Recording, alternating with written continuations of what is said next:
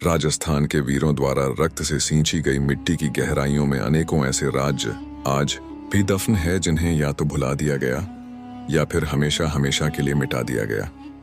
आज हम आपको ऐसी ही एक अनकही गाथा सुनाने जा रहे हैं। यह गाथा किसी आम राजा की नहीं, यह गाथा किसी साधारण मनुष्य की नहीं, यह गाथा कोई काल्पनिक कहानी भी नहीं, यह महागाथा है। स्वयं महादेव के 21वें अवतार की यह महागाथा है। एक चंद्रवंशी राजा की यह महागाथा है। 2300 गांवों के राजा की यह महागाथा है। झाला राजवंश के महाराजा हरपाल देव की 12वीं शताब्दी के दौरान राजस्थान के कीर्तिगढ़ पर महाराजा श्री केसरदेव मकवान का राज था। केसरदेव जी महादेव के परम भक्त थे। उनकी आराधना से प्रसन्न होकर स्वयं महादेव ने उनके घर पुत्र रूप में जन्म लिया, जिनका नाम हरपाल देव रखा गया। अभी कुछ ही समय निकला था कि कीर्तिगढ़ पर संकट के काले बादल मंडराने लगे। सिंध का सम्राट हमीर सुमरा अपनी विशाल सेना लेकर कीर्तिगोब्बाना युद्ध छिड़ गया। केसरदेव जी मकवान ने मुट्ठी भर सैनिकों के साथ हमीर सुमरा को मुंह तोड़ जवाब दिया, किंतु भाग्य को कुछ और ही मंजूर था। सैन्य बल अत्यधिक होने के कारण सम्राट हमीर सुमरा कीर्तिगढ़ पर भारी पड़ने लगा और इस भीषण नरसंहार के परिणाम स्वरूप केसरदेव जी मकवान युद्ध हार गए और रणभूमि में क्षत्रिय स्वाभिमान के साथ लड़ते लड़ते केसरदेव जी की समुचित सेना वीर गति को प्राप्त हुई। इस समय हरपाल देव जी बाल्यावस्था में थे। युद्ध के परिणाम आने से पूर्व ही केसरदेव जी मकवान ये भांप चुके थे कि उनकी हार अब निश्चित है। इसीलिए बिना समय गंवाए केसरदेव जी मकवान दुश्मनों के सर धड़ से अलग करते हुए अपने पुत्र हरपाल देव जी को सुरक्षित जंगल में ले आए और जंगल में ही जीवन व्यतीत करने का निश्चय किया। राजा अपने पुत्र के साथ जंगल में जीवन व्यतीत करने लगे।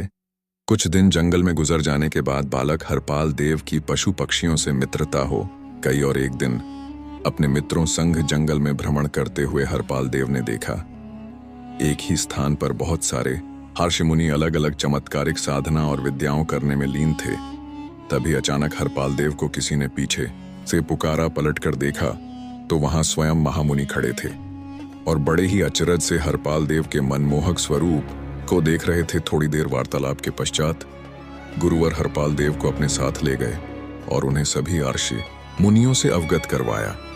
तत्पश्चात हरपाल देव नियमित रूप से उसी स्थान पर आ जाया करते। समय के साथ साथ ऋषि मुनियों ने हरपाल देव को विभिन्न कलाओं और चमत्कारिक विद्याओं में निपुण कर दिया था। इसी दौरान हरपाल देव अब युवा हो चुके थे।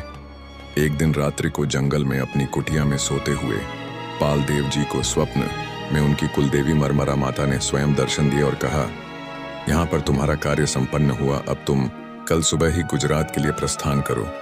मेरे आशीर्वाद से वहां तुम्हारा राज होगा। भोर होते ही हरपाल देव जी उठे और मन ही मन अपनी कुलदेवी को याद किया और मात्र 100 सिपाहियों की टुकड़ी एकत्रित कर गुजरात के अनहीवाड़ पाटन की ओर निकल पड़े। इस समय गुजरात के अधिकांश भूभाग पर कर्णदेव वाघेला का राज्य था। सफर के दौरान हरपाल देव जी की भेंट कर्णदेव जी से हुई और दोनों में मित्रता हो गई। कर्णदेव जी द्वारा बहुत आग्रह किए जाने पर हरपाल देव जी कुछ दिन विश्राम करने हेतु कर्णदेव जी की राजधानी में ठहरे। इसी दौरान एक दिन हरपाल देव जी का ध्यान नगर में दी जा रही सूचना की ओर गया। एक ब्राह्मणी के इकलौते पुत्र को शमशान में बाबरा भूत नामक मायावी राक्षस को भोजन देने जाना था। आखिर कौन था बाबरा भूत? पौराणिक मान्यताओं के अनुसार बाबरा भूत नामक एक राक्षस शमशान में निवास करता था। बाबरा राक्षस नगर में घुसकर किसी को क्षति ना पहुंचाए, इसलिए स्थानीय लोगों द्वारा उसे समय समय पर भोजन पहुंचाया जाता था। लेकिन आज तक जो कोई भी बाबरा भूत को खाना पहुंचाने गया वो बाबरा का ग्रास बन गया और कभी लौटकर नहीं आया। हर बार नगर के प्रत्येक घर से बारी बारी किसी न किसी को बाबरा भूत को खाना देने जाना पड़ता। नियमानुसार आज बाबरा राक्षस को खाना पहुंचाने की बारी बूढ़ी ब्राह्मणी के इकलौते पुत्र की थी। इसीलिए वह अत्यंत दुखी थी। जब हरपाल देव जी ने इसकी घोषणा सुनी तो माजरा क्या है जानने के लिए तुरंत कर्णदेव जी के कक्ष की ओर निकल पड़े।